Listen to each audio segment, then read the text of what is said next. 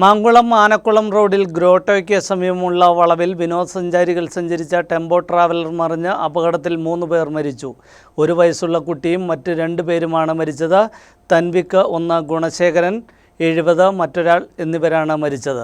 തമിഴ്നാട് തേനി സ്വദേശികളായ വിനോദസഞ്ചാരികൾ സഞ്ചരിച്ചിരുന്ന വാഹനമാണ് അപകടത്തിൽപ്പെട്ടത്. കുവൈറ്റ് സിറ്റിക്ക് സമീപം പേമരം വളവിലാണ് അപകടം സംഭവിച്ചത്. 14ഓളം പേരാണ് വാഹനത്തിൽ ഉണ്ടായിരുന്നതെന്നാണ് പ്രാഥമിക വിവരം.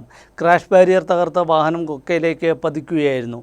ആനന്ദ് പ്രഷർ കുക്കർ കമ്പനിയിലെ ജീവനക്കാരും കുടുംബവും സഞ്ചരിച്ചിരുന്ന വാഹനമാണ് അപകടത്തിൽപ്പെട്ടത്. പരിക്കേറ്റ മറ്റുള്ളവരെ അടിമാലി താലൂക്ക് ആശുപത്രിയിൽ പ്രവേശിപ്പിച്ചു.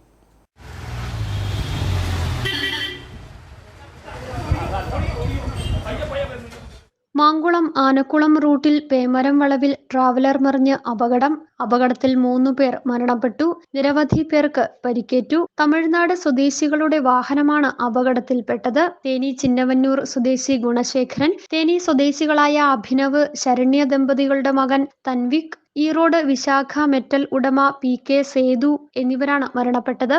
തിരുനെൽവേലി ആനന്ദ പ്രഷർ കുക്കർ കമ്പനിയിലെ ജീവനക്കാരാണ് വാഹനാപകടത്തിൽപ്പെട്ടത്. മരണപ്പെട്ടവരുടെ മൃതദേഹങ്ങൾ അടിമാലി താലൂക്ക് ആശുപത്രി മോർച്ചറിയിലേക്ക് മാറ്റി. News bureau, Adimali.